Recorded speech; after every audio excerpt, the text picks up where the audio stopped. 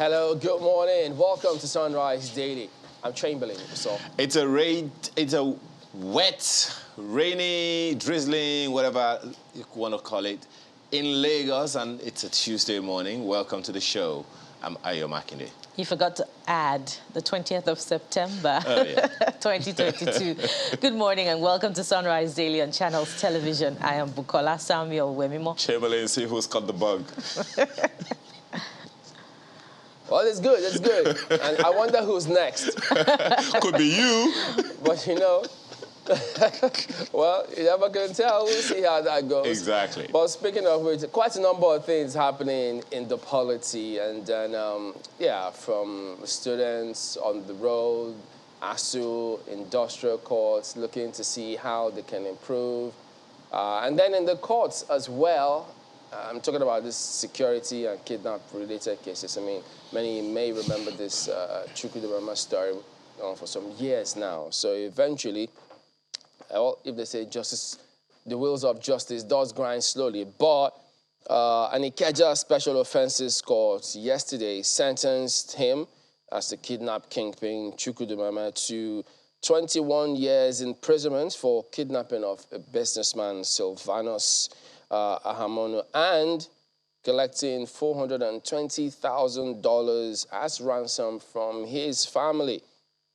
And then, if you also remember that on the 25th of February, Justice Hakeem Oshodi of the Ikeja High Court had sentenced him to life imprisonment for the kidnap of a certain Donatus Duru as the Chief Executive Officer of Maiden Pharmaceuticals. So, after all said and done, he has now received those sentencing. So, all of this coming in the heels of many questions about what's happening to kidnapping. We talked about how the anti-terrorism laws refer to this. Remember that several times we had that conversation about coordination from the NSS office to different areas to ensure that all of these things are stamped out. And then the questions as to, could they be working alone? Don't they have collaborators? How do you ensure that you don't just, the same kind of scenario when those involved in oil thefts, you catch those of them who are usually at the scene, and then those behind them, you never get to hear anything because chances are 90% of the time, if not 99% of the time, they don't work alone. They usually have huge backing.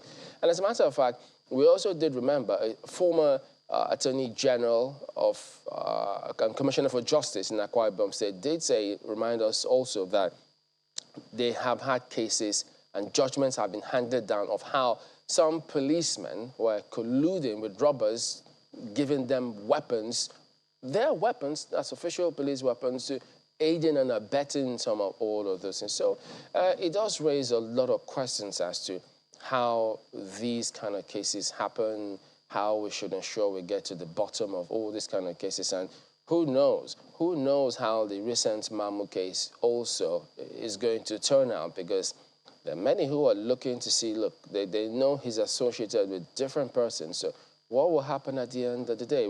Well, I know the DSS has said, look, let us do our work. And by all means, that should be the case in a manner of speaking. But it's good to see that who knows to what extent this will go, ensuring that at the end of the day, they need to know that you may run, but you cannot hide from the law.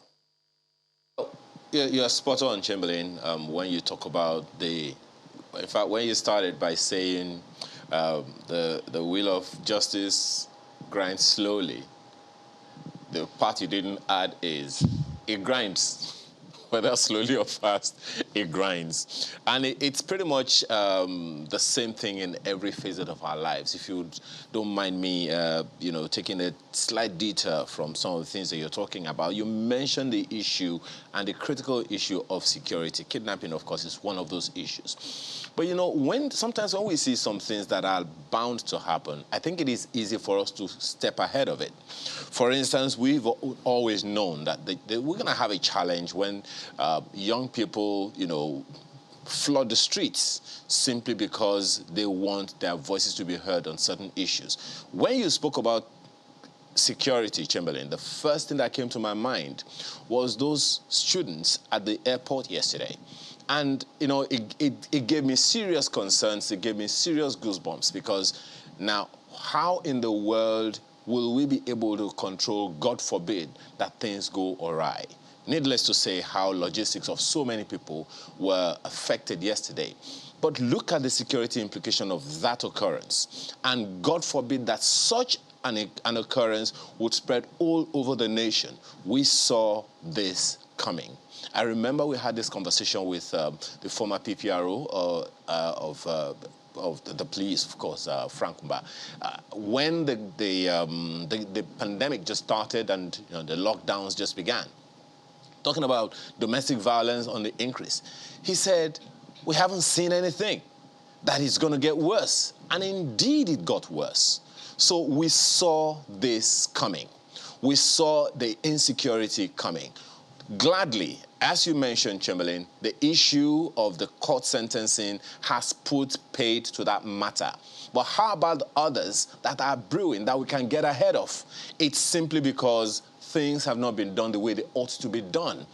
Issues that are in court, great, they're in court. But how about the ones that we can get ahead of? It's a country of law and order. It's a country of systems. It's a country where things are supposed to be done decently and in a particular order, in a particular sequence. We can get ahead of any insecurity that could come because students are trying to have their voices heard by simply giving them what they want. And what is it?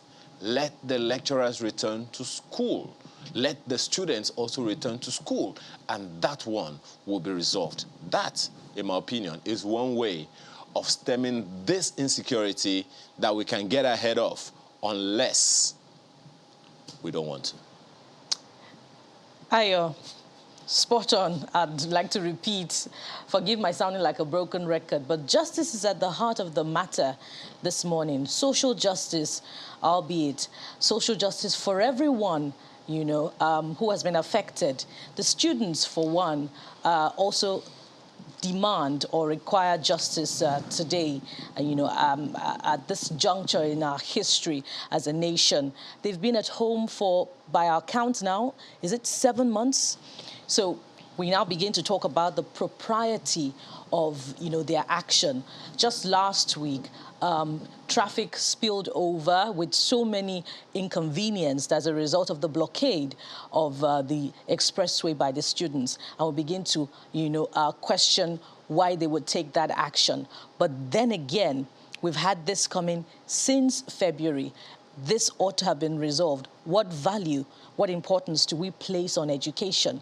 Ayo has talked so much about the importance of the airports and the implications on national security.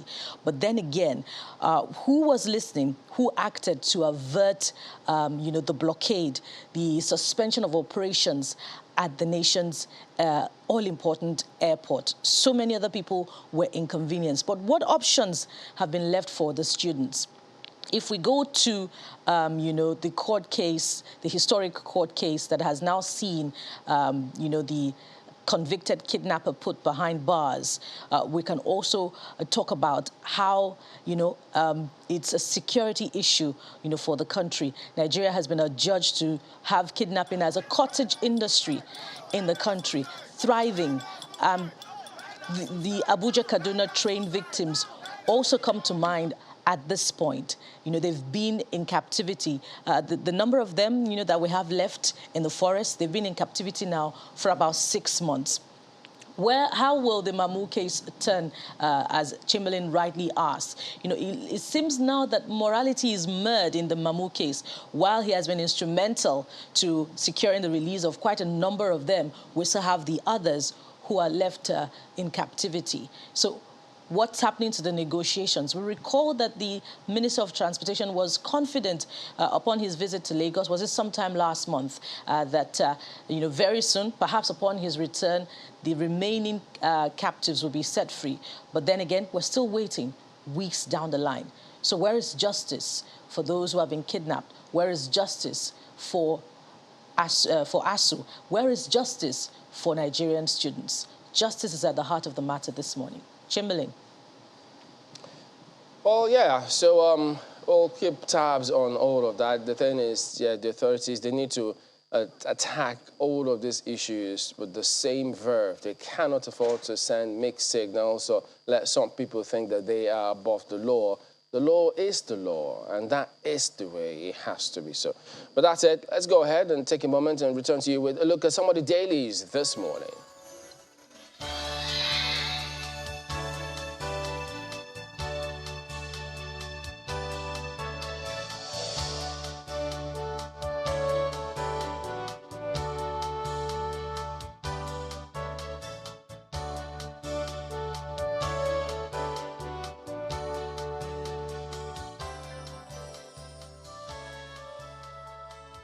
Well, guys, this is picking up from where some of the items you highlighted. Daily Trust, ASU strike, FG under pressure as students ground Lagos airport. Domestic foreign airlines suffer delays. Gbajabiamila meets Adamu ASU leaders today. Court rules on government suit tomorrow. So remember, they were there yesterday, and so that matter had been adjourned. And so, yeah. And you can see the images on the front page here as well, giving what played out this morning. So, yeah, you have several other headlines. But look at this. 2023 campaign, Lawan Baja, Jega Kuka, caution against hate speech. So, there you go. That is Daily Trust this morning. This Nigeria newspaper is comparing notes, it would seem, with the Daily Trust. 7-month-old ASU strike, NANS paralyzes activities at Lagos airport. And look at the riders. Foreign, local travelers walk long distances, pay touts to carry luggage. Threatens to extend protest to seaports. Imo Varsity pulls out of strike, resumes academic activities. All those stories you will find on pages 4 and 10 this morning. And look under the picture of the procession of the coins, late coins body being lowered to the ground. NDLEA busts cocaine warehouse, impounds whopping 193 billion naira drugs. Whoa. Stories on page 14. Jamaican, 4 Nigerian barons linked with agency's highest seizure. And from this Nigeria, let's take a quick look at the Daily Times this morning. And it leads with the ASU story. And it's captioned this way: FG to review minimum wage, says Ngige. That's the Minister of Labour. And the riders go this way: denies dragging ASU to court over prolonged strike. Blames Varsity Teachers Union for refusing to give counteroffer to federal government. And just beneath that, on the right-hand side, you'll find this one: court rules on ASU strike tomorrow. You'll find that on page 2. And Buhari to launch Nigeria's integrated national financing framework in New York. And lastly, just before we exit the Daily Times, you'll also see this one above the nameplate: state's IGR rise to 1.67 trillion naira. That's attributed to the governor of Ekiti State, Fayemi, as NGF launches public finance database. That's the Daily Times this morning. Well, look at New Telegraph. Rising inflation. FG plans upward review of workers' salaries. May implement no work, no pay policy. There you go again. So, that is what you see right here. That appears to be, if not the bone of contention between FG and ASU, remember? And so it features here again. Well, that's... and then ASU strike. Travelers, motorists stranded as NANS blockades Lagos Airport's access road. Airlines rule losses, reschedule flights. ASU knows fate tomorrow. FG didn't take union to court. Ngige. Okay. Says case can't stop out of court settlement. But you wonder why didn't you even try to settle it first before? Look, that's what you see here. And then varsity education not at standstill, ascribed to the APC. So if he says he can't stop out-of-court settlement, so are they just going to go ahead and just pull the case off and then proceed to out-of-court settlement here? So they're the one who wanted industrial court, isn't it? And then you get to see, look, there are several others, but that will be for New Telegraph this morning. Nigerian Tribune this morning is interested in something perhaps a little different, but also significantly concerning. Reps raise alarm over plot to sink Nigeria through fuel subsidy. Find that story on page 4. Say we are subsidizing neighboring countries. What does that mean? Look at the quote there. PMS crosses to Cameroon through the northeast. PMS gets to Mali. Our neighboring countries hardly import PMS. In fact, some of them do not have the LC cover to back up import. If you go to Niger Republic, you'll find that PMS is sold in bottles, like a soft drink. Find that, which of them it is, on the front page of the Nigerian Tribune this morning. Stories on page 4. But that quote is ascribed to Honorable Ibrahim Mustafa. Find the details on the inside pages. And also right under the nameplate, ASU strike, students protests, ground activities at Lagos Airport. Stories on page 5. Set for showdown with police over planned shutdown of Ilorin Airport. No plan to shut Abuja Airport, Nance says.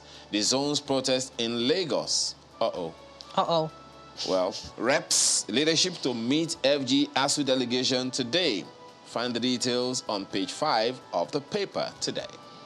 And from Tribune, let's quickly take a look at leadership newspapers. And it's interested in something else, something just as big as the other leading stories from other newspapers. And it chooses to focus on Queen Elizabeth II's burial. And it is rendered this way: Queen Elizabeth II, world bids final farewell to Her Majesty.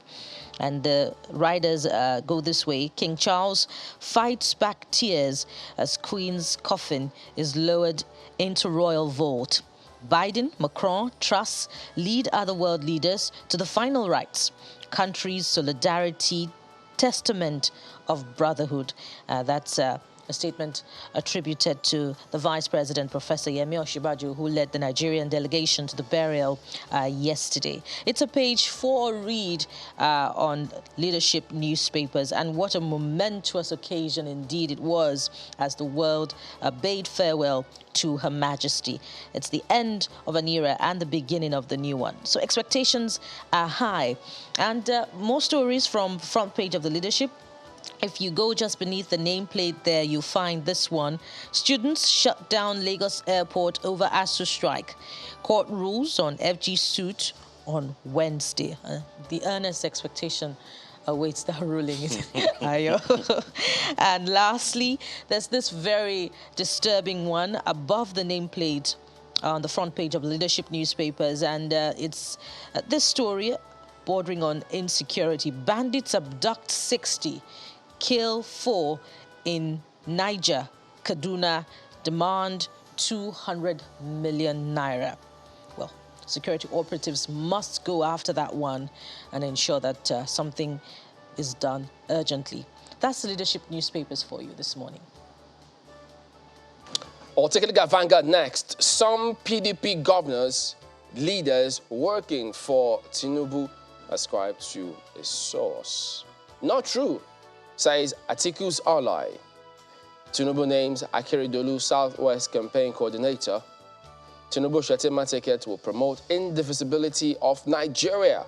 That's ascribed to a group. So you would expect a lot of back and forth. I mean, normally when you see these kinds of headlines, so it may not entirely be out of place to see this kind of riders. But they also have this, look at this, ASU. Travelers stranded as students block Lagos Airport Road. So you could imagine, usually even when you have just a little hitch on that road, this huge tailback of traffic. And then you can see some images as well concerning the resultant effect of that protest yesterday, which is here on the front page. Presidential candidates, spokesmen must run issue-based campaigns. Kuka, Lawan, Baja, others.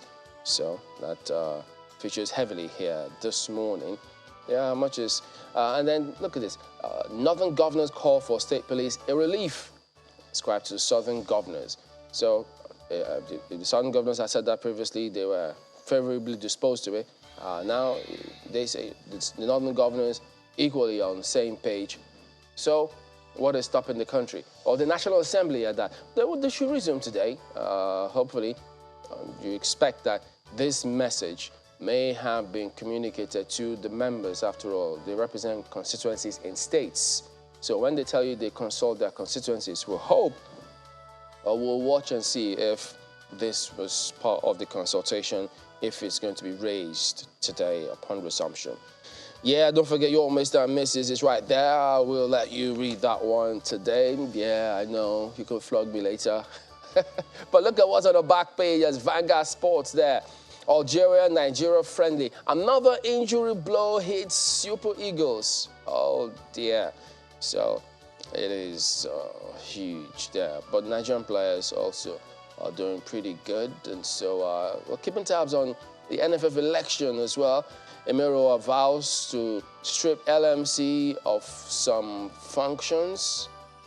That features here as well. So that is Vanguard today. Well, we'll meet you on Twitter, Chamberlain, for denying us Mr. and Mrs. this morning. But look at the Guardian newspaper, and you would find that interesting. Payment of fuel subsidy is organized crime, says Obi. Some people, I hear someone saying, doesn't that sound familiar? Heard that kind of thing before? But hey, it's not me. Look at the riders. LCCI President Tinubu is next to address private sector in October. Group accuses Shomale of using Obi's popularity to seek relevance. LP candidate tells Nigerians to vote character competence. Okowa to Bode George. Delta PDP intact, not in crisis. Wabara meets Fintiri in Yola over Ayu. Find the details on the inside pages. But look right under the nameplate.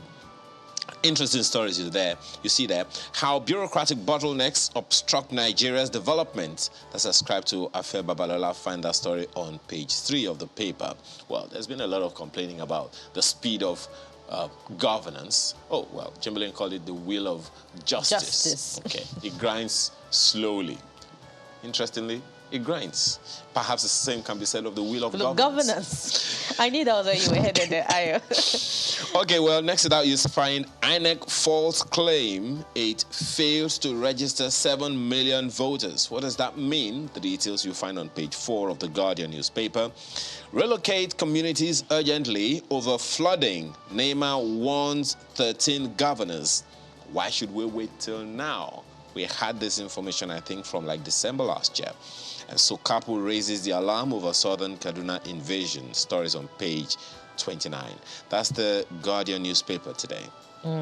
So many distressing stories from Nigeria's northwest. The security operatives must take a second look and more looks at that region. From there, let's take a look at Nigeria News Direct this morning, and it chooses to go the way of the big story from the NDLEA. NDLEA uncovers 194 billion naira cocaine warehouse in Lagos. The one Jamaican, 3 drug barons arrested. That's the first of the riders, and the second is rendered this way. It gladdens my heart. That's according to President Muhammadu Buhari.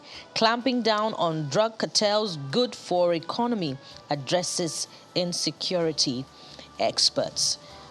That's the big story. Let's go just beneath the big picture on the front page. Senate President urges issue-based campaigns in election season. Let's hope that the politicians adhere to that. And there is this interesting one above the nameplate on the front page of the Nigerian News Direct. It's rendered this way. Queen Elizabeth, Lagos Assembly wants more for Nigerian traditional rulers. What more do they want? More remuneration or more roles in governance? More influence? Well, you'll have to check the Nigerian News Direct. Pick up a copy this morning if you're interested in that story. That's the Nigerian News Direct this morning.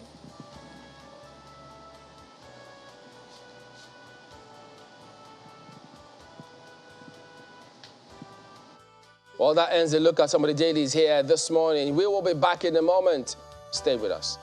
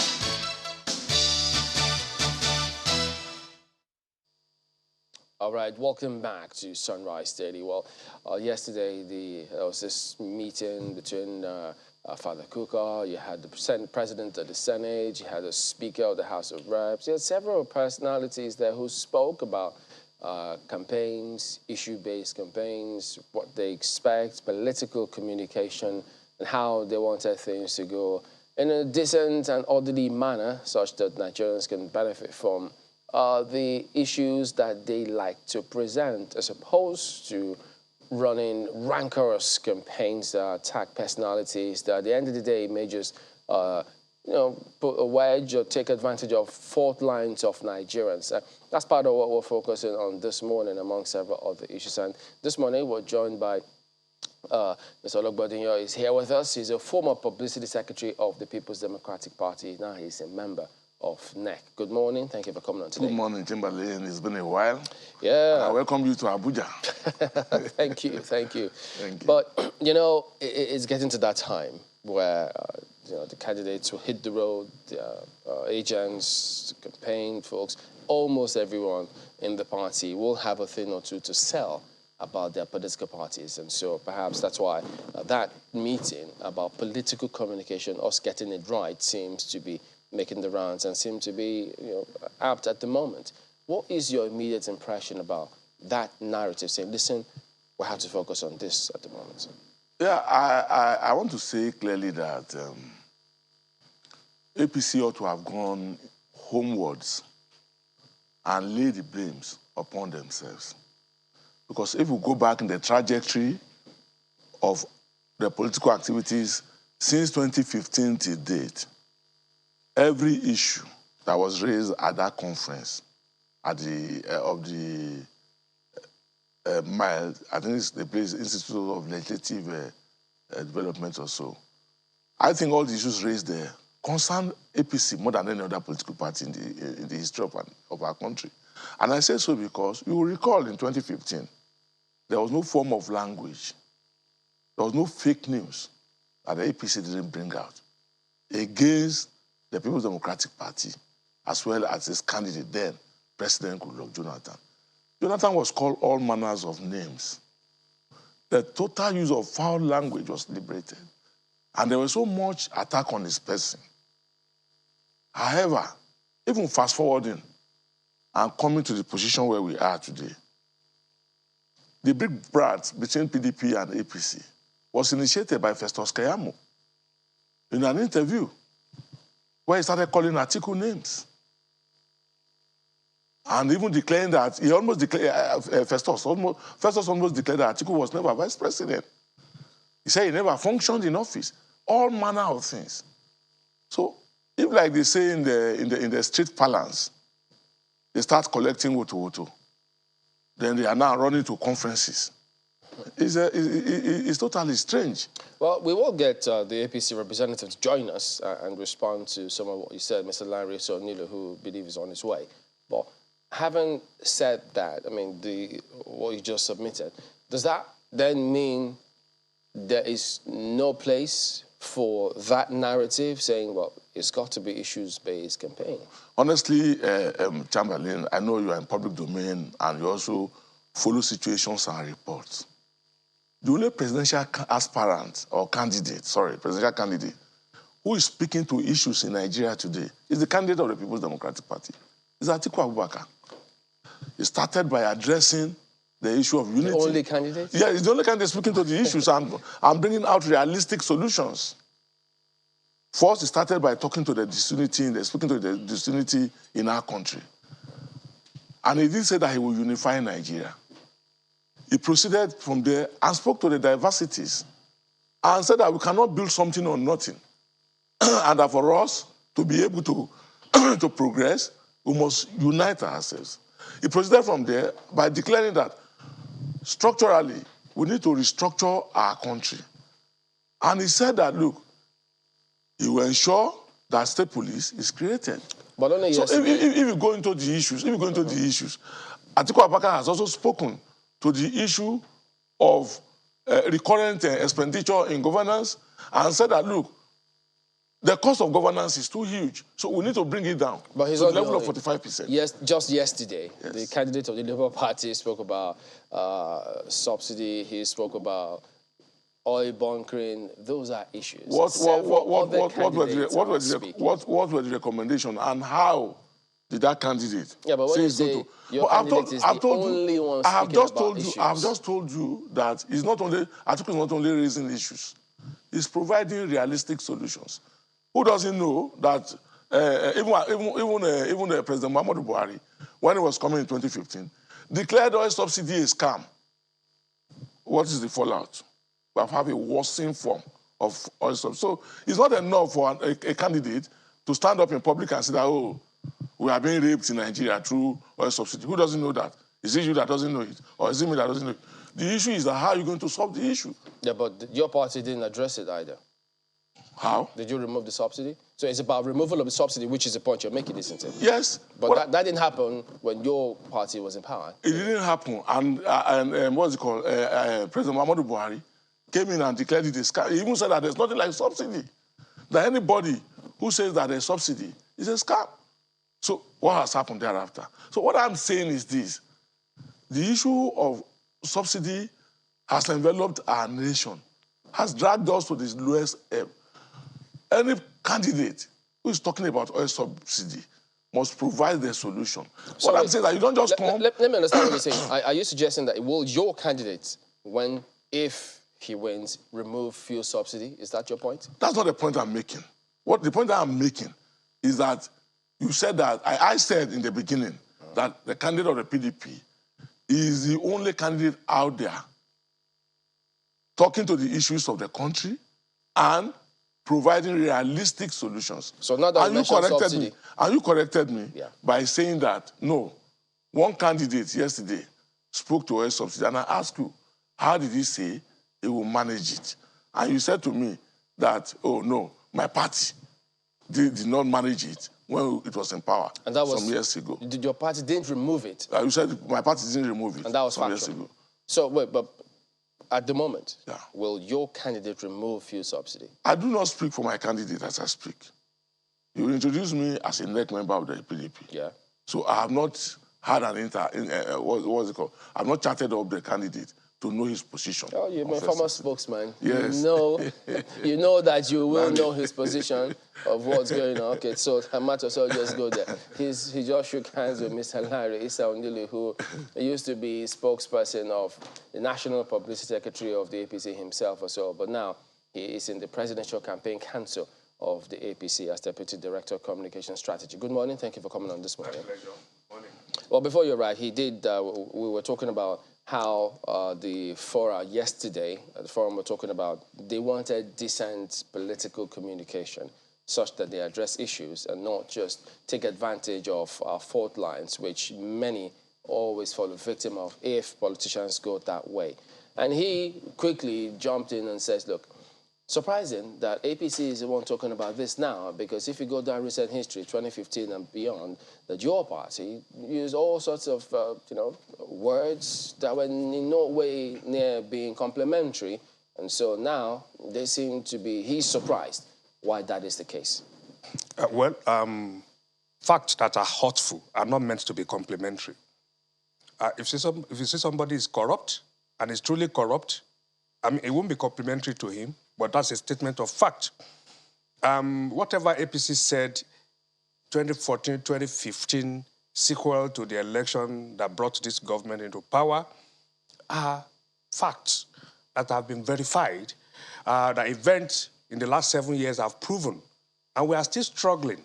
In spite of all the efforts this government has made, we are still struggling to get out of all those quagmire that the PDP government put us into. So there was nothing that was said in 2015 that were not true.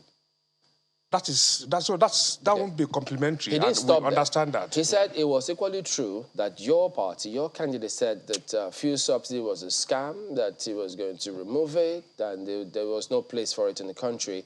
And today, he says, we can all see that apparently your party didn't put their money where their mouth is. Yeah, absolutely. I agree that when we came in, we thought it was not right for us to be using the money that we needed for development to subsidize petroleum product and things like that. Yes, that is true. But the issue is this. Even when the PDP had the subsidy in place, it was fraud. There are enough facts all around that, to prove that. The issue now is that, yes, the subsidy is still ongoing, but these are something that anybody can verify that, yes, we are not able to come out of it, but at the same time, nobody is stealing the money. Nobody is stealing that money. We had sheep during the PDP that come to our, port without anything, and people got paid billions of dollars for that.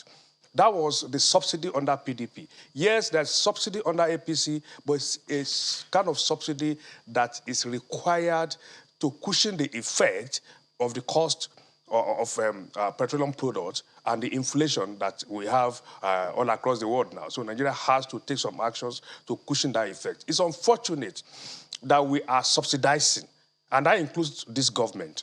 Yes, because we have not been able to get out of having to take our crude oil abroad to go and refine and bring back. That is shameful. But I can also tell you that if what this government is doing, if PDP did anything close to that for the 16 years it was in power, we will not be in this problem. Now we are going to have the Port Harcourt refinery, and that is confirmed by December. Are you then saying it will be operational? Whether it's 4 trillion naira subsidy or 6 trillion naira subsidy, or the amount of diesel we'll consume, that nobody's stealing the money? I can say that. Frankly speaking, I can say we are not paying for empty vessels. No.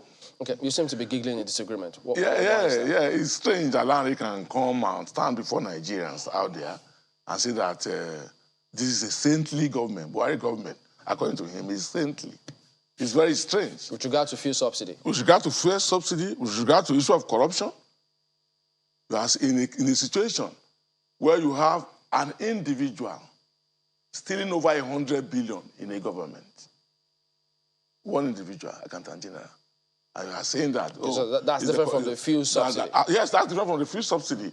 That you are now telling Nigerians out there that, PDP was so corrupt and you have been managing that corruption since 7 years ago. How many people have you prosecuted and how many people have you sent to jail in PDP government? That's a necessary question because we came and said we're going to fight corruption. Now, I'm moving from there to fuel subsidy. He's talking about people bringing... if I could just correct, yes. The matter is in court. Oh, yes, the matter is in court. But it's understandable when you say that case is coming up. No. Wherever you turn to in the country, are you going to speak to the issue of $2 billion, or was it 2 billion naira, that was collected to create an airline for the country, and the best that came out of that was a logo? Is it a lie? We are standing before Nigerians now. It's the truth. Nigerians know. There is no need. Look, Chamberlain, I have a feeling within me, no matter what you come out to say, no matter the propaganda that anybody is bringing out ahead of the 2023 election, the judgment lies with Nigerians. They know the truth. They know the fact. They are the ones suffering the yoke. Having said that, on the issue of fuel subsidy, it is strange when you say that, oh, there's no corruption. And I say it is strange because the figures that are being bandied by the NNPC on the number or on the use of fuel in Nigeria. The amount of fuel we consume? Yes, the amount of fuel we consume is alarming. We're in an economy in which purchasing power has dropped so low that to even feed is a problem. And somebody is coming to raise alarming figures for fuel consumption. You think the people on the streets are fools? You think they don't understand the situation? So, corruption under the APC has skyrocketed. Well, before we move any further, my colleagues have got questions perhaps on some of these matters, so might as well just go ahead to Lagos. Thank you, Chamberlain. I would have wanted to follow up quickly on what Mr. Ologbondiyan just said now. If you query the fuel supply or fuel consumption figures, what are your figures? Well, honestly, as I speak to you, I do not have the right figures here. But you and I know that there are general complaints among Nigerians on the fact that the level of consumption being bandied by the NNPC is alarming. You are in an economy in which the purchasing power is low. How many people are buying new vehicles in Nigeria today? All the cooperative societies that used to give loans to teachers, that used to give loans to the ordinary folks out there, they've all gone down. Nigerians can no longer run their lives on the basis of this government, on the basis of the economy. What do you call Mr. Ologbondiyan? Just 1 second. You are telling us that, oh, more people... Just sorry, a second. Ayo, sorry, let me... Just so we stay on the issue, I also remember that one of the crucial issues that, the PDP government at the time had to contend with was, this same fuel issue. You would recall January 2012 when there was that outcry, concerning fuel scarcity and all of that. It was because the government of the day at the time, which is the government of the PDP, could not sufficiently and significantly handle the situation. That is why people literally fought and said, look, we can't take this anymore. So why should people now listen to your argument? Ayo, we should not forget history quickly. And I say so because you will recall that the President Goodluck Jonathan was out to remove fuel subsidy. And that is what led to the Ojota protest, in case we have forgotten. Because those who brought up the APC then were opposed to the removal. And they blackmailed the government of Goodluck Jonathan. And that is why the then General Muhammadu Buhari declared fuel subsidy a scam. So it was not as if the PDP didn't have the political will to remove fuel subsidy. It was on that trajectory until the APC then, or the assemblage of people who later formed the APC, came out and said, no, this is a scam, you cannot do this. And we are saying that since then till date, what has Nigerians witnessed? What have they seen?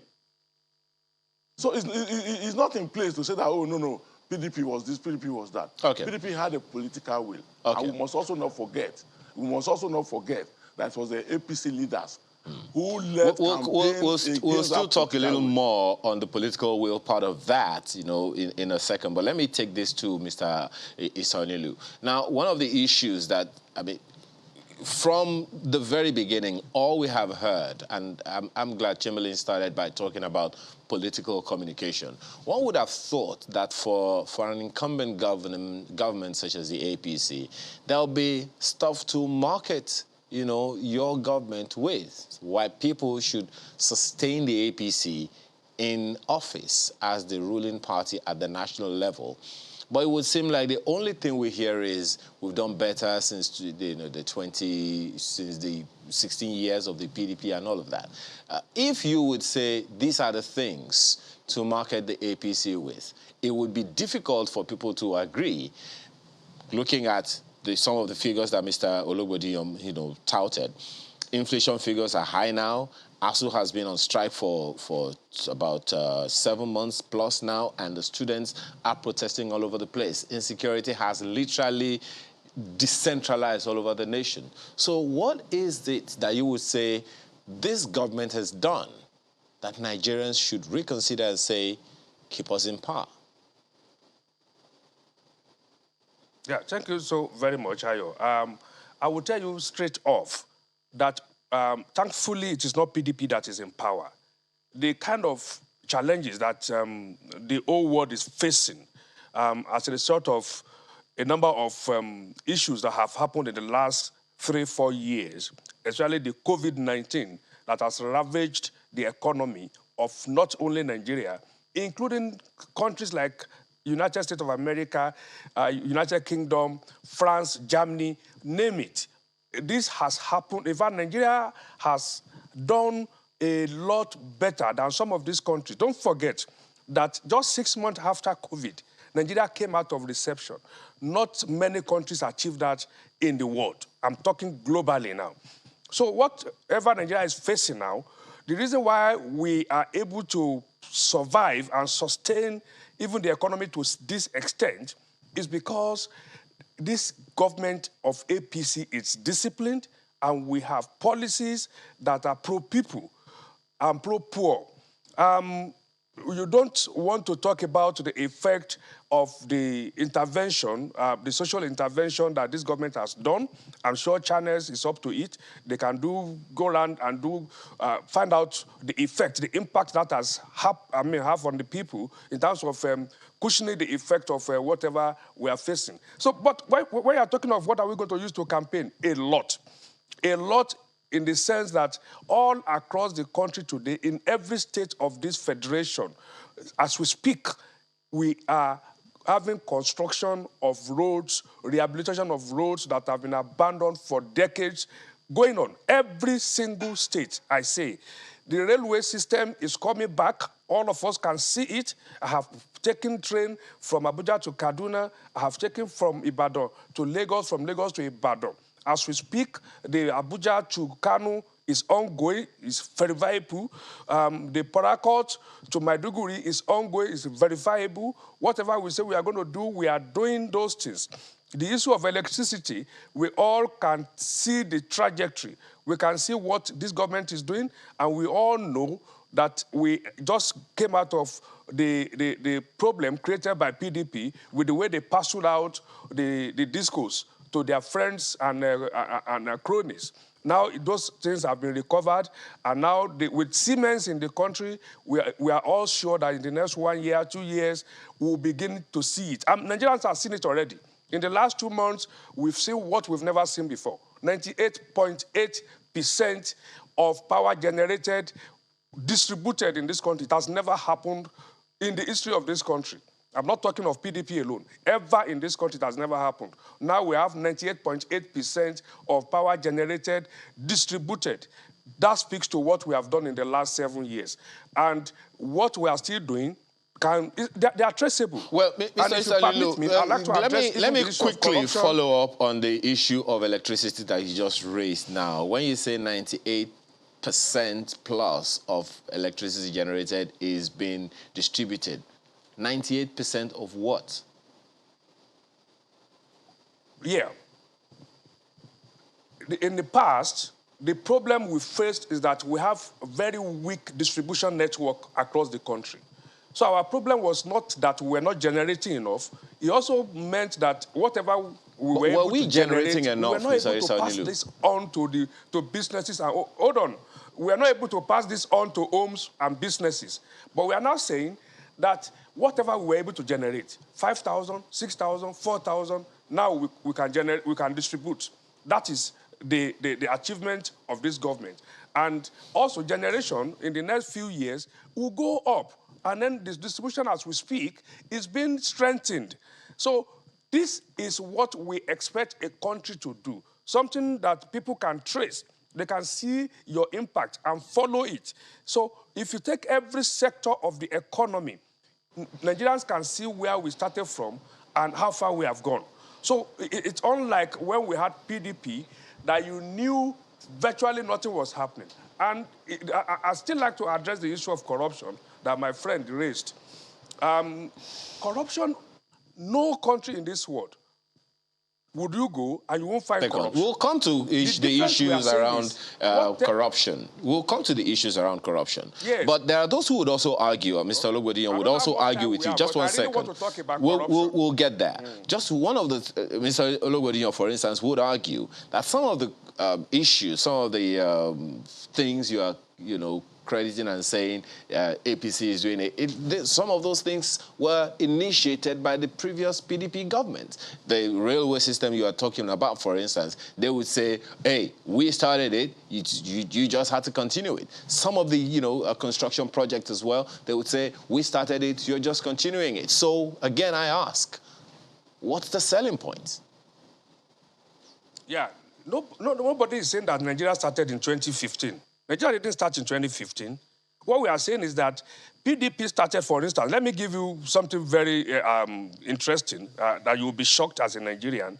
The Abuja-Lokoja road started in 2001, following the death of a former senator from Kogi State who died on that road. And then the National Assembly quickly passed a budget in 2001, Senator Ahmed. And they passed a budget to do that road within 24 months. 2001, this government came in 2015. How many years after? It took this government to complete that project. The second Niger bridge has been home for over 40 years, including the 16 years of PDP. Nothing happened except drawing and declaration of figures without anything on ground to show. Now everybody can see the bridge, and we are very sure that in a few months' time, that bridge will be commissioned for the good use of the people of Nigeria. So the difference, hold on, the difference... I'm sure Mr. Ologbodiyan would like to respond to you on your submission on the Niger Bridge. Let's quickly hear from him on that before I come back to you. Well, thank you very much, Bukola. It goes beyond the issue of Niger Bridge. Lanre is sitting here. He's my friend, my colleague, a brother. He's sitting here and talking about Abuja-Lokoja Road as a completed project. That's laughable. Very, very laughable. Lanre is sitting here and talking about, projections in the power sector, whereas the grid has collapsed how many number of times? Lanre is seated here and talking about the issue of the economy. Which economy is he talking about? Is it the economy that I live in, that you live in, that Nigerians live in, or which one? He's talking about, if not for COVID-19, how many times did Nigeria fall into recession under President Muhammadu Buhari before COVID-19? How many times? And we are talking about the economy. It's laughable. The three-pronged promises that President Muhammadu Buhari campaigned on, whether fighting corruption, whether fighting insurgency, whether fighting, improving on the economy, everything has gone from top to the bottom. It is a fact and you cannot run away from it seated here and facing Nigerians. So when you talk about Niger, when you talk about the Niger Bridge, when you speak to the Niger Bridge was started by the People's Democratic Party. And you know that we have gone halfway. Government is a continuum. If you now come in, like I rightly pointed out, to complete some of these projects, you don't take total credit. Give unto Caesar what is Caesar. That's what he said in my own faith. So you say that, oh no, PDP got to this level. If you come here, and there are people who live in those environments, and you are saying that nothing was on ground in a total form, those who are watching you will be laughing at you. When you say that Lokoja to Abuja Road has been completed and is very functional today, and you know it yourself that you cannot travel from Abuja to Ilorin, your community, by road because of the state of the road. And you are sitting before Nigerians, and you say that in every state there are projects going on. It reminded me of a point in time when President Olusegun Obasanjo was presenting a budget in the National Assembly. I was listing all the roads that had been completed, not knowing that what he was depending on was paperwork. And members were now protesting on the floor. I can recall, and what we are saying now is akin to that. I think that there's so much lies being told to Mr. President. And that's why Mr. President went to Owerri a few days ago and declared that, look, he's achieving results, but these are not before Nigerians. There is no government, mark my words today, there's no government that requires a media hype if that government is working in the interest of the people. Because the people themselves will come out and say that, oh, you are doing well. Take Rivers, for example. Governor Wike is building bridges, he's working, and people from Rivers State not saying that. Go to Akwa Ibom State. We are talking about power generation. Akwa Ibom governor under his government has generated power. He's looking for how to distribute. He will have to come to Abuja to come and meet the Ministry of Power. And that is why Atiku Abubakar, our candidate, has come out to say that. Mr. Ologbondiyan, there'll be time for campaigns, Mr. Ologbondiyan. I'd like to I'm not campaigning. I'd like to return to Mr. Onilu. Pardon me, I'd like to return to Mr. Onilu, particularly to taking him up on some of the submissions that he has made, particularly as they have to do with fuel subsidy. But we must take some messages now. When we return from this break, Mr. Onilu will have the floor yet again to respond to some of the submissions that he has made on the program. Stay with us. We'll be right back.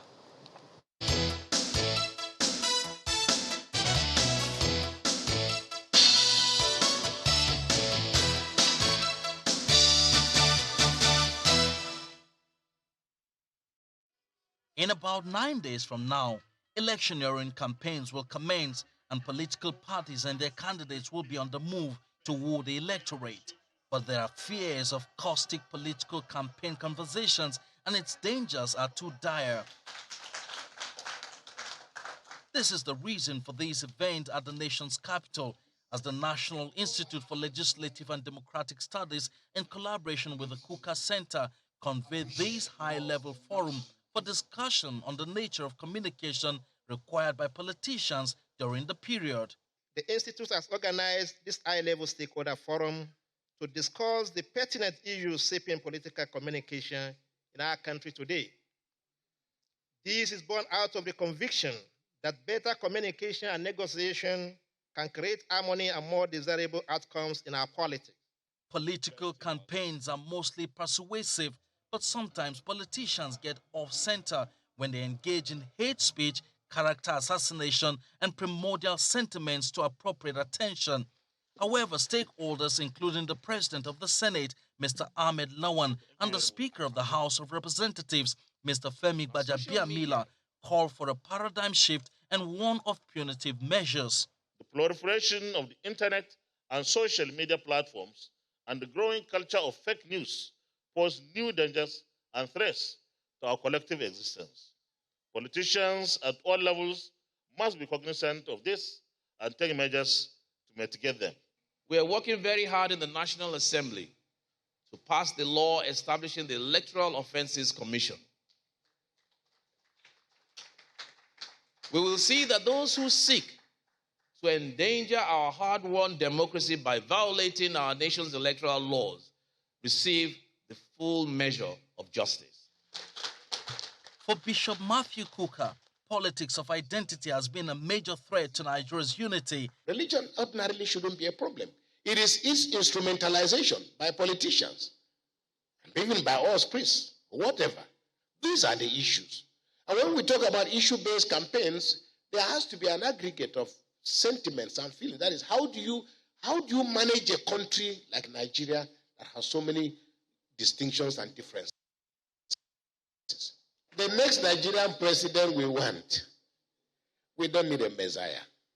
The discussion moves into a panel session, and the chairman of Channels Media Group, Dr. John Momo, represented by the Assistant General Manager in charge of operations, Channels Television, Mr. Kingsley Uranta, highlights the role of the media in the promotion of democracy in Nigeria as he advises politicians to guide their utterances. Truth, professionalism should be the guiding principle for media organizations. I mean, real professional media organizations. So 2023 is a test case for media and media practitioners. But your communication and messaging has to be apt, because the people of today do not have that chance or do not have that time to listen to rhetoric. The outcome of the discussions here are simple but instructive, and it is that participants hope the conversation will shape the 2023 electioneering campaigns and stimulate a robust interaction between political parties, their candidates, and the electorate. Emperor Simon, Channels Television News.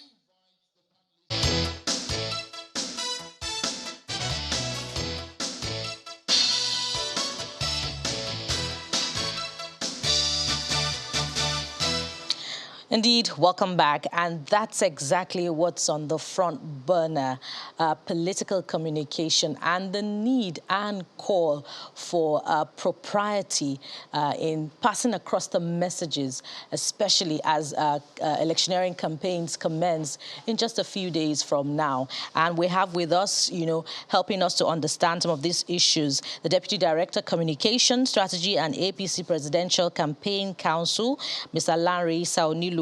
We also have Mr. Kola Ologbondiyo, member, National Executive Committee of the PDP and former National Secretary of the People's Democratic Party. Thank you for holding on, gentlemen. Let me quickly now come to you, Mr. Onilu, particularly with some of the things that you said earlier on about fuel subsidy and corruption. Let's start with fuel subsidy. You submitted earlier on that you're confident that fuel subsidy is not being stolen at this point in time. While we may need an independent audit to verify that, I'd like to quickly bring to your notice the position of Ipman countering your Minister of Finance on that, saying that exactly the amount of daily consumption of fuel is not known in the country. And to also bring to your memory the position of the APC-led federal government in 2021 that fuel subsidy will be ended by 2022, and the funds channeled into provision of 5,000 naira daily as transport costs for Nigerians. So I'd like you to respond to some of these things. Yeah, first and foremost, we would like to have facts regarding whatever corruption that have been discovered in the fuel subsidy.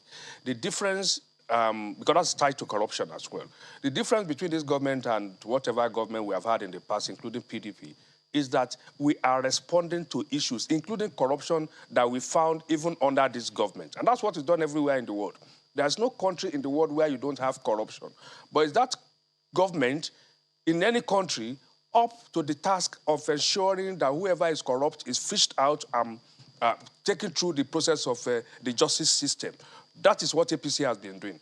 Whatever corruption you would say has happened under this government are discovered by this government itself. And these people have been taken through the judicial process. So that is how a government runs. And that didn't happen under PDP.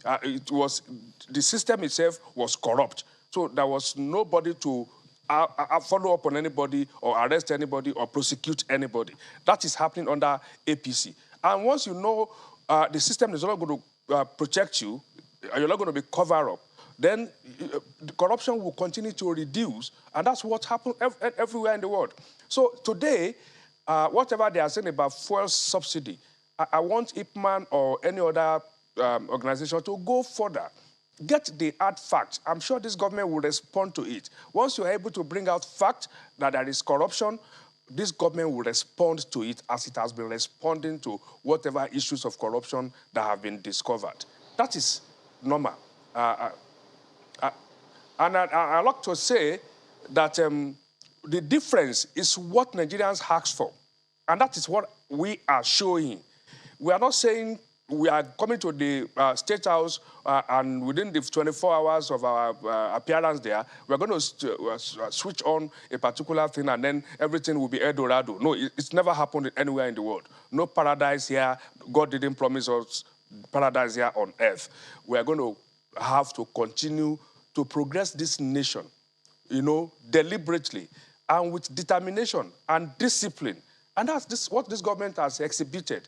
And no situation is perfect anywhere in the world. But are you ready to improve? That's exactly what this government is doing. Wherever we fall short, we find a way of ensuring that we provide remedy. And we continue to do our best to move the nation forward. On the issue of economy that my friend says has collapsed and used all kind of words, that is not true. You will recall that even this last quarter, the projection by the World Bank had to adjust that projection positively because we surpassed the expectation. Yes, people are not having enough to say they are enjoying maybe standard of living and things like that. Yeah, but there are issues to that. And I would encourage channels to go behind the news. Let Nigerians be educated about how we got to this stage. Not only Nigeria, globally. If you're talking of reception, UK has gone into reception more than Nigeria has done in the last 4 years. And the cost of goods and services in some of those countries are higher. The inflation rate in some of those countries are higher. So there's a global pool for all of these things. Sorry, Chairman. Yeah. I just need to quickly comment. He said that under the Democratic Party, that there were no trials, that there were no frowning against corruption. That's not correct. That's not correct. And Nigerians know the fact. That's not correct. In fact, what you are saying now fits into the shoes of the APC. Because under the APC government, we haven't had one individual, I'm not aware of any individual, that has been arraigned in court over corruption allegations as a member of the All Progressives Congress. Under the PDP, we had in-house... I'm going to let him respond to that. Yes, under the APC, under the PDP, we had in-house cleansing. Senate presidents were tried. Ministers were tried. Wherever we found a demeanor of corruption, people were arrested and tried. Under the APC administration, corruption has been liberalized. And I must say clearly, and Nigerians are also aware of this, that in the history of this country, we have not witnessed the type of corruption that we have under APC. What do you say to that? Is there anything to say to that? I mean, these are statements that... Nigerians know I'm sure viewers must be laughing. Nigerians know the truth. I'm sure viewers must be laughing. Your question? Is it the peak of it? When you're saying you're fighting corruption, the peak of it is when your accountant general, the man who sits over your money, is taken by the same government that appointed him, or that under the government that he's serving, and say you are corrupt, and it's down in court. Do you realize that before that happened, there were complaints in the public space? Let me just do you realize that? Do you realize that that office was ignited with fire? Do you realize that? Some of the issues out there, and at that time too, I mean, Nigerians already reacted to that, but yes, if we could just bring that up again, was that actually during PDP time, 2 governors who your party, the president pardoned, had actually been convicted of corruption. So when that pardon came up, those 2 governors, it didn't leave a good taste in the matter of so many people. So they thought, how can a government who claims to be fighting corruption pardon 2 convicted criminals? But in addition to your response to that, if I could just go ahead and read some of this. There was this U.S. report, 2020 country report on human rights practices released by the U.S. Department of State. And there was a section there, which section 4, which was talking about entitled Corruption and Lack of Transparency in Government. Now, they went on and described, they used certain words which was, for a government that claims to be fighting corruption, was a bit odd. So that report did say, they described corruption in Nigeria under President Muhammadu Buhari's administration as massive, widespread, and pervasive. Yeah, see, the issue is, we are not saying absence of corruption. Now, that's not what we are proving here. We are saying, are we responding to it? There are enough evidence to show that we are responding. And that's why I encourage those who are talking about corruption in the subsidy sector to come up with facts, and this government will respond to it. It's an ongoing thing. The government after this, the government after the one coming after this, it will continue. But once we continue to ensure that we take them through the justice system, this corruption will be going down. But don't you think Nigerians have been lenient with this government? Because, for instance, if you look through the records, in February 2015, the fuel price alone was 97 naira. Yes, the president at the time, President Jonathan, reduced it to 87 naira. That's by some 10.31%, even though the criticism there, Mr. Ologbondiyan, is that your party was just playing politics. They were trying to appeal to Nigerians so they can vote. But in 2016, the president was already elected. May 2016, specifically, the President Buhari's government increased fuel price from 87 naira to 145 naira, 66.67%. And today, we know the price of fuel. So Nigerians have been patient because look at that amount of increase that happened over time. And yet, you've not had the kind of uproar and hoopla that you had in previous governments. Isn't that the case? Yeah, well, patience comes with trust. I think there's some level of trust. But this makes it harder for Nigerians. Yeah. What kind of trust trust do you require? See, let me tell you, Nigerians are aware that even as we speak, why we are still mentioning subsidy is because this government is still considering the effect it will have on the people if we are to allow commercial rates in the oil and gas sector. What we have today is not the commercial rate. You and I know that. If you go across all the neighboring countries or any country in the world and you compare our prices here with what they charge there, what they sell their fuel products there, you will see that Nigeria is one of the lowest all over the world. And because over the last 7 years, this government has been able to demonstrate some level of commitment that Nigerians say, we can trust you. Yes, things are not where we think they should be. That's not an issue. That's not an issue of trust. See, that's not an issue of Larry, let me finish. Let me finish, please. You see, if there is no trust, Nigerians are not fools. If there is no trust, as it happened under PDP, that they gave PDP a long rope, and after over a decade, before Nigeria started responding to PDP, when they lost faith completely, when they knew nothing, that PDP had become irredeemable, that's when Nigeria responded. So as today, we have some trust, and I hope we will continue to ensure go back and forth that we don't waste that opportunity. Larry, you know it as a fact, and everybody on the streets of Nigeria know this, that there is what is called weaponized hunger. You know it. Even if you claim not to know it, you have read it. It's everywhere. That is the system. That is the style. That's the strategy of this government. You have reduced Nigerians to a level where when they wake up in the morning, they are looking for how do I survive today. So if you carry your fuel price to whatever rate, Nigerians have lost belief in a man whom they claim had integrity when he was coming into office, and whom Nigerians put all their hopes and aspirations upon. And today, he has led them on a journey to nowhere. For you to now turn it around and say it's a matter of trust. Which trust? When it is difficult to even earn a living, and the cost and the prices are going up every day.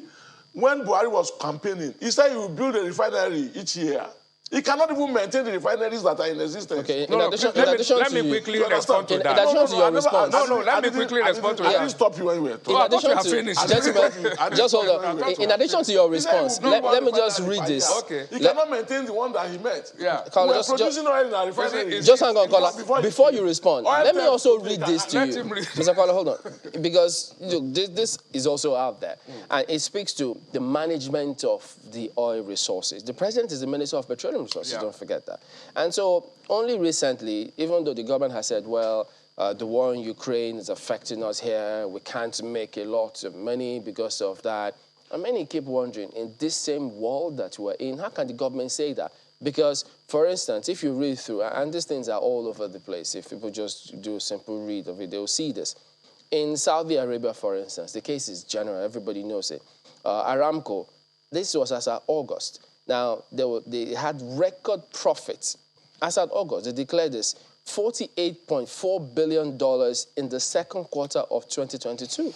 This was why the war was still going on. And don't forget that even at that, in the first quarter, they announced $39.5 billion record profit. This is Aramco, but Nigeria, we're nowhere in the management of our resources. We can't even come close to declaring this kind of profits. Okay, yeah, but let me quickly address the point where Kola said that that Buhari promised refinery every year. You know, see, Nigerians are not fools. You can't point to any document or any clip, video clip or audio where the president say every year we'll build a refinery. Does that even make sense? Has he built one? Has he built one? Does that in 7 years? But he didn't say every year. Okay, let's assume without see, conceding. this is the kind of thing Let us assume without conceding that he didn't say every year. I'm not. No, Okay. no, wait now. Why would I wait? Let him respond to. Without conceding. No, before Has he built one? Well, let him respond This to is that the now. 8th year. Okay, go He ahead. has finished his tenure. Is he also not asking questions? No. The point is this. That speaks to how PDP treats Nigerians. To sit down here and say that a president anywhere in the world, anybody contesting election, does it even make sense at all that they will build a refinery every year? Has he built one? I think he cannot build one every year. Well, in 8 years. You need to let him respond so that you can in 8 years, has he built one? And so let him respond. Now, I'm happy also that my friend, helped me out in my attempt to say exactly what PDP was.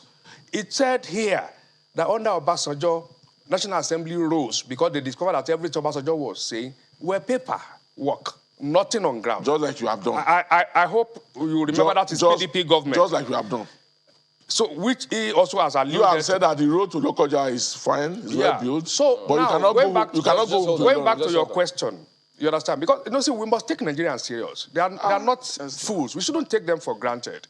But when we say things that appear that we are not, having respect for Nigerians, it's not fair. When you talk of what is happening in other oil-producing nations, that they are taking advantage of what is going on in terms of the prices of oil. Yes, Nigeria is not taking advantage of that. That is the fact, because of what the challenges we have in terms of how much we're able to output and what we are able to put out into the market, yes. But the area where Ukraine and Russia war affect other countries, also affect these oil-producing countries in the area of wheat and other crops. So in oil sector, yes, they are taking advantage, but they are getting the heat from what other countries are, experiencing in terms of the bashing they are having on their economy. That is global. Much of the wheat production come from between Ukraine and Russia. About 18% of the global production of wheat comes from that axis. So that is affecting every country, including the Saudi Arabia that you mentioned.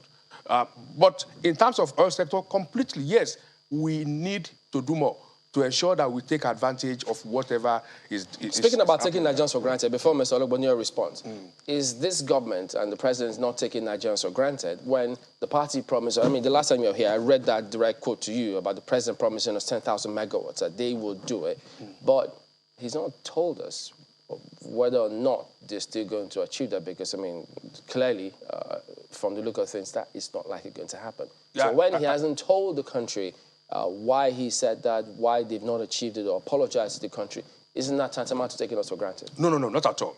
And I hope China is also following closely what is going on in the power sector. That we are not only going to get 10,000 megawatts, we are going to surpass that. If you go follow what the agreement we have with Siemens, that is already ongoing, not paperwork like PDP. Siemens just brought into the country some transformers. As at just 3-4 days ago, the one for Osogbo arrived there. Is that for generation, transmission, or distribution? Yeah, it's for all. The agreement with Siemens cover both generation, cover transmission, cover distribution. And they have timeline for what they need to achieve. Okay. So what China can be looking at is whether we are following, meeting up with the timeline. We'll have that, but are you specifically telling us now that before this government hands over to the next government, we will have 10,000 megawatts of electricity distributed to our homes? Are you talking of APC government? Yes. And you know the incoming government is also APC. No, I said before this government ends and hands over to the next government. Will we get 10,000 megawatts? Yeah, I don't know how many megawatts or how much of what they are doing will be ready. But what I can tell you is that it is going on. And when the next government comes in, whatever level they are, they will continue.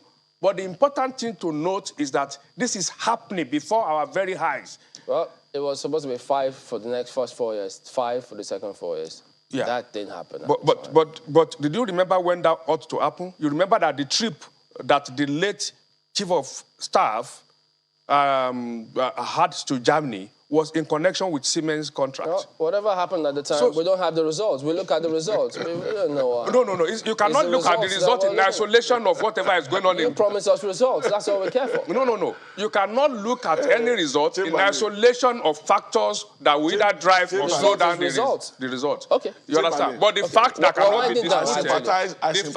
be disputed is that Siemens is on ground. This project is ongoing. Because he's trying to and they are making progress. We need to wind down. Yes, I sympathize with Larry because he's trying to bring water out of a hard rock.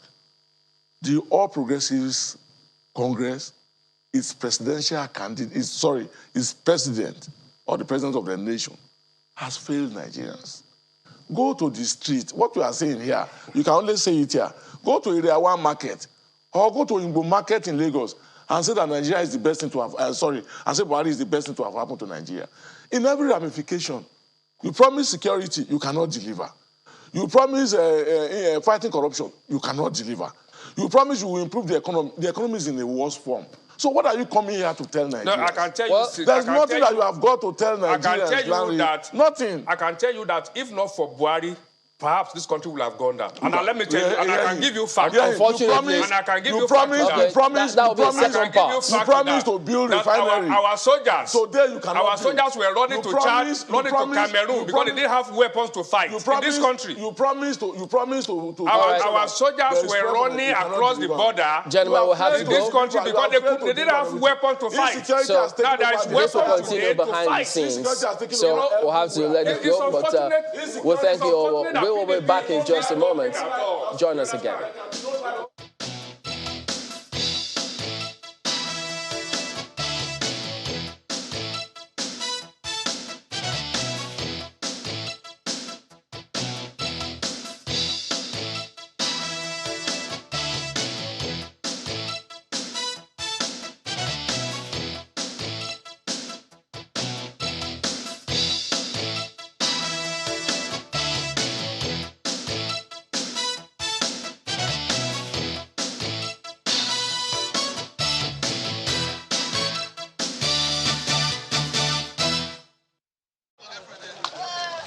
On Thursday, September the 15th, 2022, the premises of the task force headquarters in Ikeja, the Lagos state capital, got busy.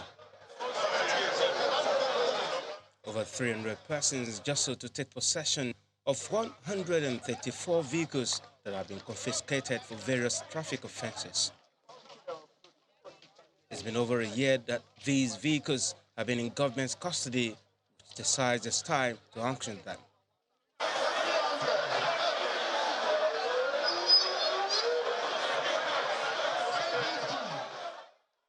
Some of the offenders find it difficult to part way with what some of them say are their means of livelihood. They get emotional.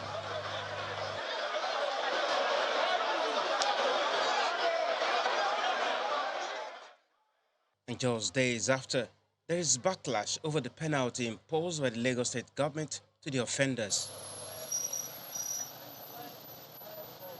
The governorship candidate of the People's Democratic Party, Olajide Adediran, is visiting some of the offenders who couldn't redeem their vehicles.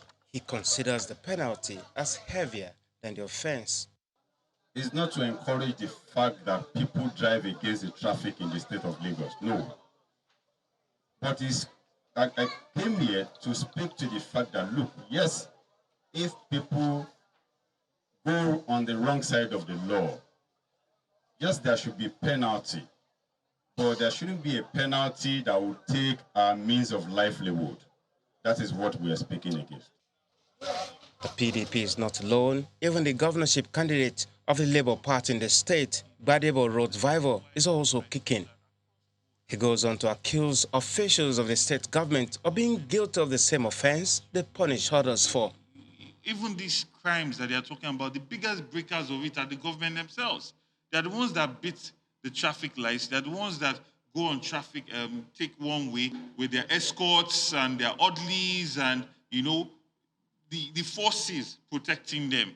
They are the ones that taught these things and these means of behavior to the other members of society, right? And they are not brought to book. They are not having their cars auctioned, right? We appreciate that laws must be there for people to behave appropriately. But we are also saying that in the event that those laws are broken, the punishment must be proportional to the crime. Road-Vival also condemns plan by the State Ministry of Environment to shut down Ladipo Market, describing it as high-handed. As at the last check, some of the traffic offenses in Lagos include impounding a vehicle driven without license, fine of 30,000 naira, fine of 30,000 naira for underage driving, 30,000 naira fine, and 3 years in prison for fake number plates. And the state government insists these measures are to check lawlessness and bring sanity to the roads. Timothy Crown, Adiribigbe, Channels Television News.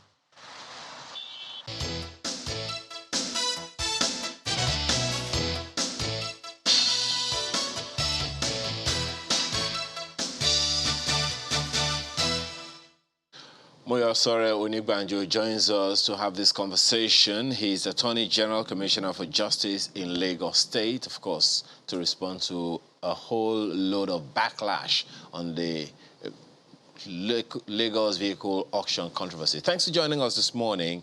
Well, first of all, let's begin by asking you, how is the government reacting to this backlash? It's not the first time this auction is happening. Good morning. It's a pleasure to be with you all. Well, as a society, I think the first thing is we need to make up our minds. Do we want to live in a city or a state in which there is law and order? Or do we want to live in a city akin to a jungle? If we choose the option to live in a city where there is law and order, and I think it is imperative on everybody that we comply with the laws of the land. The opposite of this would be anarchy, bedlam, and a place in which perhaps only the strongest will survive. So this law, the Lagos State Transport Sector Reform Law, was passed in 2018. And of course, it prescribes a lot of penalties for traffic offenses. The one in issue particularly that raises this concern is the forfeiture of vehicles that drive against traffic, which is popularly known as one-way in local parlance. I think the major, well, I mean, I'm not a legislator, and I wasn't in the State House of Assembly when that law was passed. But I mean, it's easy to guess that the essence of the law essentially is deterrence, to deter people from driving against traffic for reasons which are obvious. Some people say that the punishment is not appropriate, but it depends on what perspective you're looking at it. So take, for example, the family of one Mr. Olajide Ayeni, a 59-year-old man, who was knocked down on Marina in Lagos at a zebra crossing in June of 2020 by a military man riding a motorcycle against traffic. This man lost his life. He is the breadwinner of his family. What do you think his family would feel about impounding the vehicle that was used to kill their benefactor? I mean, government doesn't set out to punish its citizens, but there must be law and order. And whilst we like to complain when these laws are enforced, the minute most Nigerians travel abroad, they comply with every law. So the law is there, it's for the benefit of us all, it's for our sanity, is to enable us to be able to conduct our affairs in a predictable manner. A quick one, Mr. Nigbanjo. Just one quick one on this particular issue of the law that provides for impounding a vehicle that drives against traffic. It's interesting that it seems this law on impounding a vehicle that drives against traffic is only for cars or motorized vehicles and not motorcycles. The law says, for instance, for riding a motorcycle against traffic, it's a fine of 20,000, or second offender 30,000 naira, and an additional, sentencing of 3 months or 6 months in prison. No, I'm not sure. The law, I think Section 66 of the law prescribes that. Section 66 of the law prescribes that anyone who drives against traffic or doesn't follow traffic signals, neglects or refuses to stop the vehicle or to make to proceed, or drives against incoming traffic. So it's I'm sure you're just looking at the schedule of the law. If you look at Section 66 of the law, the language is embracing enough to capture even motorcycles. Interesting that when we talk about cars, we talk about driving, but when they talk about motorcycles, we talk about riding. Is that significant? Well, the law says penalties for neglect of traffic directions. Okay. Well, let's speak to some other things. There are those who have complained significantly, and I'm sure, as I said, there's been a huge backlash. There's those who have complained that, look, it's too much to impound a vehicle simply because the fellow drove against traffic. Granted, the issue that you raised, those who are affected, the victims of, driving against, it can be significant. But then there are those who look at some of the economic considerations on those who, for instance, the young man who, was all over the social media and been crying that, look, he got a loan to buy this vehicle and all of that, and now he's gone to the 3-month statutory, imprisonment on account of that offense, and he's only come out to learn that the vehicle that he's still paying the loan back on is auctioned right before his eyes.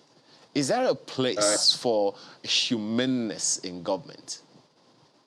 Of course there is. If you look at the number of times auctions have been conducted since this administration came to power, I think this is the second one. If you correlate that with the number of times you and I, whilst driving, see people driving against traffic, then you see the humaneness on government side. The other issue which you raised is that about the appropriateness of the penalty.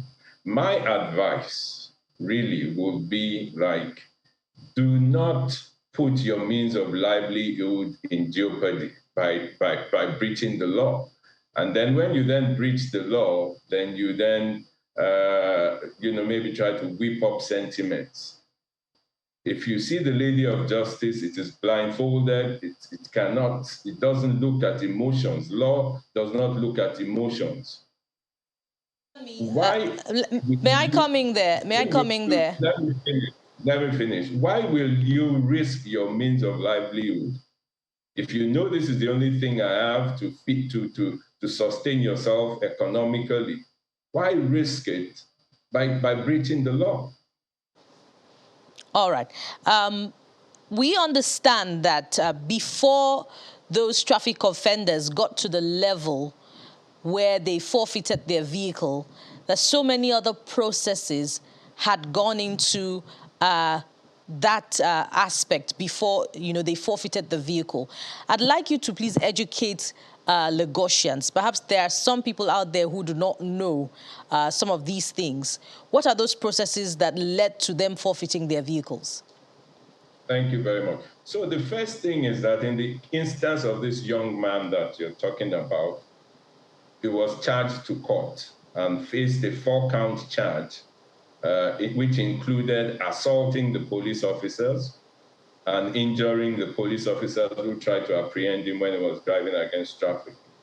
He was represented by a lawyer in court, one Mr. Omotunde, and when he was confronted with the allegations, when the charges were read to him, he pleaded guilty, and the court accordingly sentenced him both for driving against traffic and also for the assault on the policemen. So before a car is forfeited, it's not just that law enforcement agencies would apprehend you on the road for breaching, driving against traffic, for instance, and then your car is automatically forfeited. No.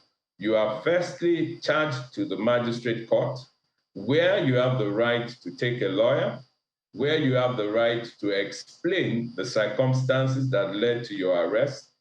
The magistrate or the judge will listen to your defense, and if they are satisfied that indeed you have made out a case that disproves the case of the state against you, then you will be let go.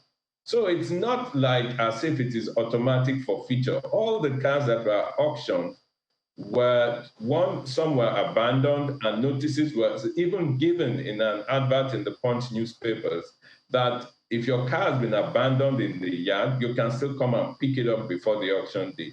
In respect of the forfeited cars, they were forfeited pursuant to orders of a court of law. It would seem like if there is towering evidence against a traffic offender, even if they were charged to court, that they would still be found guilty. So as a follow-up to my colleague's question, where is the place of humaneness? Because some of the backlash stemmed from the view widely expressed that the punishment is way over and above the offense that has been committed.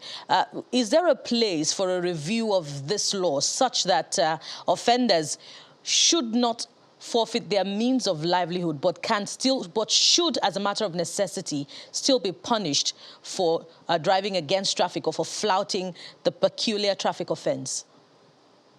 So yes, of course, there is means of review. The Lagos State Transport Sector Reform Law is currently being reviewed by the State House of Assembly, and amendments will be in place as soon as possible.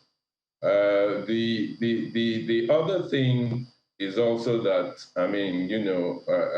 government has to balance both sides, So on the one hand, people complain that the punishment or the penalty is not appropriate or is disproportionate. On the other hand, you have the menace and the danger caused by people who drive against traffic. So government has a balancing act, and in balancing it has noted that this issue of driving against traffic has become such a nuisance, such a danger, and such a menace to society that something drastic has to be done.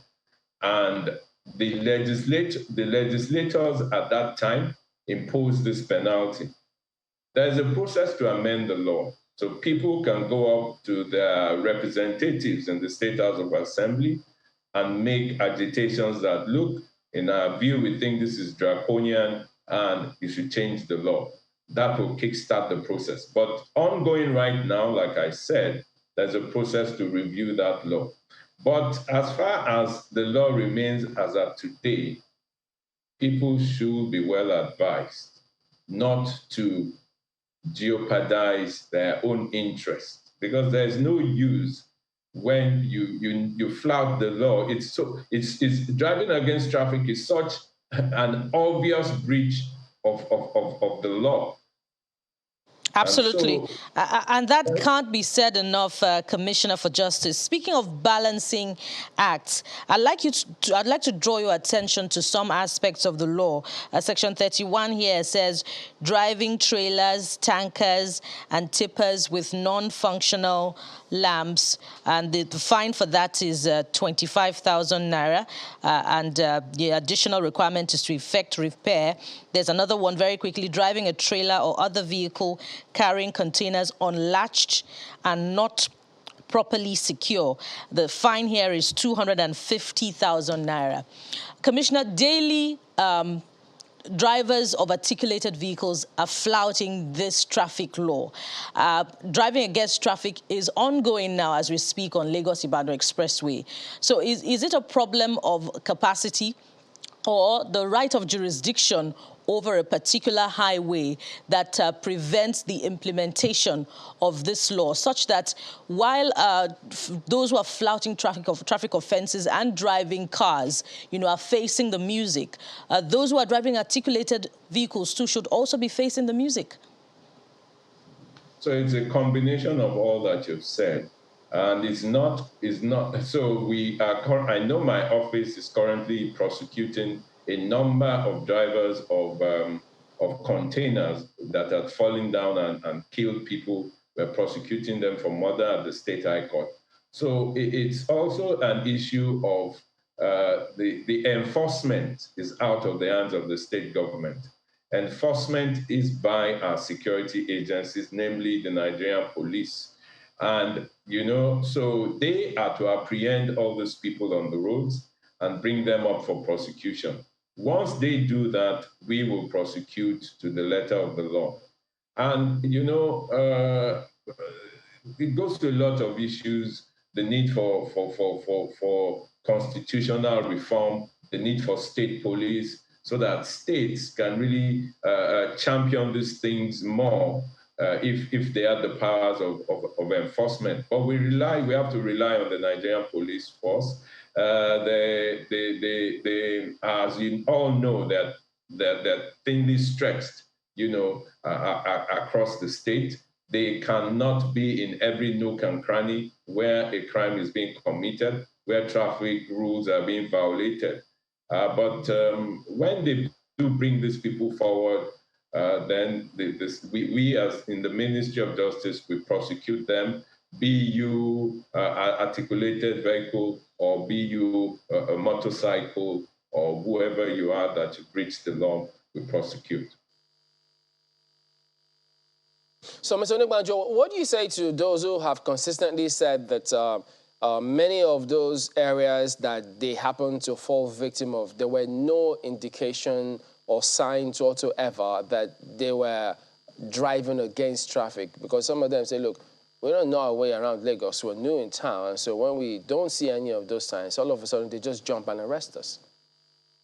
So the thing is, I get so many calls from people who say, oh, LASMA has arrested me, the police has arrested me, they lured me to take this way, or there are no road signs. My advice to them is that, okay, go to court and explain to the magistrate. And I know of one or two cases in which this has been contested. There was somebody who was arrested. He went to court and said that on that road, there is no sign saying that it's a one-way street. And he took pictures of the road and he showed it to the magistrate, and he was free. But you know, people always like quick fixes. People don't want to, sometimes they think it's bothersome to go to court and all that. So they would rather prefer a quick fix and try to settle the problems themselves. But, you know, people should have confidence in the courts. Go to court, state your case. And I'm sure if it's clear that you didn't break the law, the magistrates will set you free. Even though I've been to that court and I know that there are a couple of things that need to be done differently in that area. I just went there to actually see what was going on. But in addition to this now, if I had the car and then, say, my driver was driving and he flouts a law and he's arrested, can he or can that vehicle be forfeited since he's not the owner of the vehicle? Well, as the law stands, the vehicle will be forfeited, and your driver also stands the risk of being imprisoned under the current law. These are issues which have been flagged up, which the current review exercise going on will address. And then what about on federal roads? I hear some lawyers talk about that too, that they're not sure that if state laws will apply on federal roads. What's the position of the law on that? State laws apply on federal roads because the states can regulate traffic within their boundaries. So the only instance, and we've had an instance like that, somebody was arrested, I think, in the region of the border between Lagos and Ogun State. He was charged to court, and he went to court and says, look, where you guys arrested me is actually Ogun State, and so you have no powers. And the magistrate agreed with him, and he was free. Oh. So within the boundaries of the state has legislative powers to make laws on traffic regulations. So if an offender has been found guilty and sentenced, should he still forfeit the vehicle? Well, so the magistrate has a discretion to forfeit the vehicle or to send the prison and to send the person to jail, depending on the circumstances. But mostly the penalty that magistrates impose if you drive against traffic is the forfeiture one. Well, we're running out of time now, Honorable Commissioner. But let me take this message from one quick reaction that has come in. This is from Chima. He says, we should ask you if the law is meant for the transporters alone or motorists that include government officials, royalties, and motorbikes, and dare I add security personnel like police and the rest of them. Because some of them do go against traffic, no emergency whatsoever, and they go scot-free. So, my brother, that's the conundrum of the kind of federalism that we're running. So, yes, there are definitely some government officials, some security agencies who flout these rules.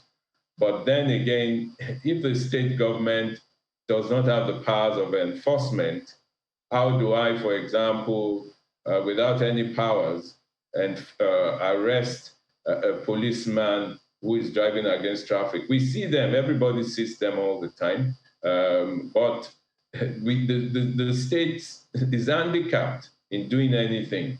So we do a lot of reporting to the security agencies. So when, for example, people send us videos of security agencies or even of government officials driving against traffic or breaching traffic laws, if it's a Lagos State government official, we're going to take action.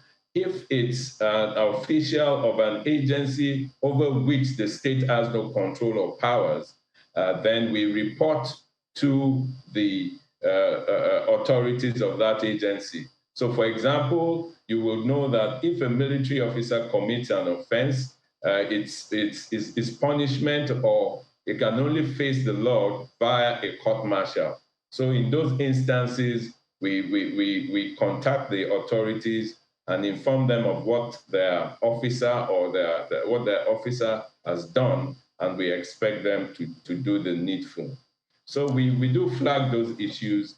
During security meetings, all these issues are brought up, and we lay them at the table of all the security agencies, that people are telling us that, your men, some of your men, violate all these laws, and you need to rein them in, you need to call them to order. But if we don't have the powers to enforce, that's as much as the state government can do in those circumstances. But be rest assured that if it's any Lagos state government official, that person will be dealt with in accordance with the law. Still so many questions to ask you, Commissioner, but we are completely out of time. But perhaps just this one question. In the event that you talked about people sending you videos, how do people do that if they want to report anything? Well, so we have, for example, the Ministry of Justice, we have the website, the Ministry of Information. Our numbers of all commissioners are available online. My email is available online. You can simply write us a letter, send us an email. Sometimes people just simply even just post these things online, and we see them and we flag them and we ask questions from our agencies. What happened in this instance? Go to the police, ask for the file, and then we take it from there. So there are various channels of communication through which people can reach us. We have to thank you very much this morning for being a part of our conversation. Moyosore Onígbànjo is Attorney General and Commissioner for Justice in Lagos State. Thank you once again for your time. Thank you very much, sir. Well, maybe just one or two messages. Let's take this one from Festus Akimboyewa, who says, truth is the 2023 election campaign has already... Take it again. Truth is, the 2023 election campaign has already started, and they're largely unregulated online. Social media networks like Facebook, Instagram, YouTube, Twitter, Google, WhatsApp, etc. must put safeguards in place against fake news, disinformation, and outright falsehoods. And very quickly, this is a brief one from Oluwayomi, and he or she says, the two guests are accusing each other of the same things. Evidence that PDP and APC are 6 and half a dozen. Oluwayomi's words, not mine. Well, that's nobody said it was yours. But, that question about where roads, no signs on the roads, the state government can do a lot. They could do better by ensuring that each road is clearly indicated. That's how you have it in several other countries, because what we see is that those officials exploit people. And you know how it is in Lagos, if not other parts of the country. Everybody's always in a hurry. Yeah, I know. We'll never get there. But they exploit you. Once they know that you don't have that time to spare, they then take advantage. So if they go ahead and do that, I think it will address a lot of problems, as opposed to having to wait to go to court to sort some of those things out. Well, anyway, guys, that is the show today. We thank you all for watching. Of course, keep sending your comments to us. We appreciate all of it. I'm Chamberlain, so have a good one. I'm Ayo Makinde. Have a wonderful rest of your day. Yes, indeed. The week is still young, so make it count. Thank you for watching. I am Bukola Samuel Wemimo. Bye for now.